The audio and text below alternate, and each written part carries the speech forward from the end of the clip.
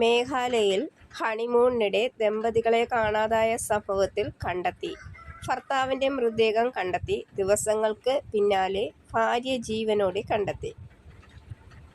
യുവതിയാണ് ഭർത്താവിനെ കൊല്ലാൻ ക്വട്ടേഷൻ നൽകിയതെന്ന് പോലീസ് പറഞ്ഞു. വിവാഹം കഴിഞ്ഞ് ദിവസങ്ങൾക്ക് ശേഷം നവവരനെ കൊലപ്പെടുത്താൻ യുവതി കൊലയാളികളെ വാടകയ്ക്ക് എടുത്ത വിവരം ഇൻഡോറിൽ നടന്ന ഒരാളുടെ കൊലപാതകവുമായി ബന്ധപ്പെട്ട് ഭാര്യ ഉൾപ്പെടെ 4 പേരെ അറസ്റ്റ് ചെയ്തു. മേഘാലയ DGP അറിയിച്ചു. കേസ് തെളിയിച്ചതിന് മേഘാലയ മുഖ്യമന്ത്രി പോലീസിനെ അഭിനന്ദിച്ചു. 7 ദിവസത്തിനുള്ളിൽ രാജ കൊലപാതക കേസിൽ മേഘാലയ പോലീസ് ഒരു പ്രധാന വഴിത്തിരിവ് കണ്ടെത്തി.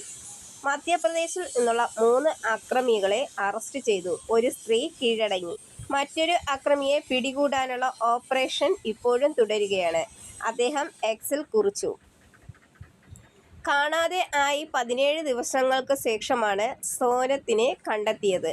ഉത്തർപ്രദേശിലെ ഗാസിപൂർ ജില്ലയിൽ നന്ദ്ഗഞ്ച് പ്രദേശത്തെ ഒരു വഴിയോര ഭക്ഷണശാലയിൽ നിന്നാണ് സോനത്തെ കണ്ടെത്തിയത്, റിപ്പോർട്ടുകൾ പറയുന്നു.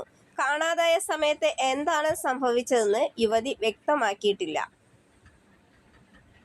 അതേസമയം മകൾക്കെതിരെ കൊലപാതക കുറ്റം പിതാവ് തള്ളിക്കളഞ്ഞു. മേഘാലയ പോലീസ് കഥകൾ കെട്ടിച്ചമച്ചിരിക്കുകയാണെന്ന് ആരോപിച്ചു.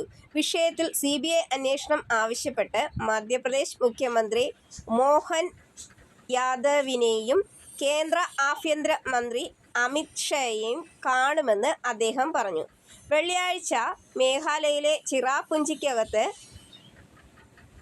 ഒരു മലയിടുക്കിൽ നിന്നാണ് യുവതിയെ ഭർത്താവ് രാജ രഘുവംശിയുടെ മൃതദേഹവും കണ്ടെത്തിയത്.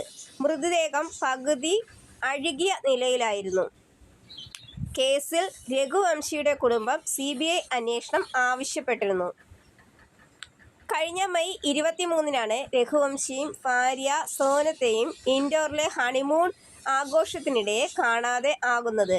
ജൂൺ 2-ന് ചിറാപുഞ്ചിക്കടുത്തുള്ള ഒരു മലയിടുക്കിൽ രാജയുടെ മൃതദേഹം കണ്ടെത്തി. എന്നാൽ സോനത്തിനെ കാണാനായില്ല. തുടർ ദിവസങ്ങൾ രാജയ്ക്കൊപ്പം 3 പുരുഷന്മാരെ കണ്ടതായി ഒരു ടൂറിസ്റ്റ് ഗൈഡ് കഴിഞ്ഞ ദിവസം വ്യക്തമാക്കിയിരുന്നു. 4 പുരുഷന്മാർ മുന്നിൽ നടക്കുന്നുണ്ടായിരുന്നു. ഇവർക്ക് പിന്നിലായി യുവതിയും. പുരുഷന്മാർ ഹിന്ദിയാണ് സംസാരിച്ചിരുന്നത്. പക്ഷേ എനിക്ക് ഹാസിയും ഇംഗ്ലീഷും മാത്രമേ അറിയൂ എന്നതിനാൽ അവർ എന്താണ് സംസാരിച്ചതെന്ന് എനിക്ക് മനസ്സിലായില്ല, ഗൈഡായ ആൽബർട്ട് പറഞ്ഞു. മെയ് 22-ന് ദമ്പതികളെ വഴികാട്ടാനാണ് ആൽബർട്ട് വാഗ്ദാനം ചെയ്തിരുന്നു എങ്കിലും ദമ്പതികൾ നിരസിക്കുകയായിരുന്നു. എന്നാൽ അവർ ഫവാൻ സായി എന്ന മറ്റൊരു ഗൈഡിനെ നിയമിച്ചു.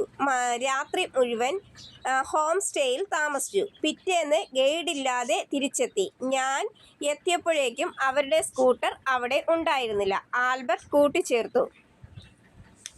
ബിസിനസ്സുകാരനായ രാജ ദമ്പതികൾക്ക് ചിറാപുഞ്ചി കുന്നുകളിലേക്ക് പോയിരുന്നു.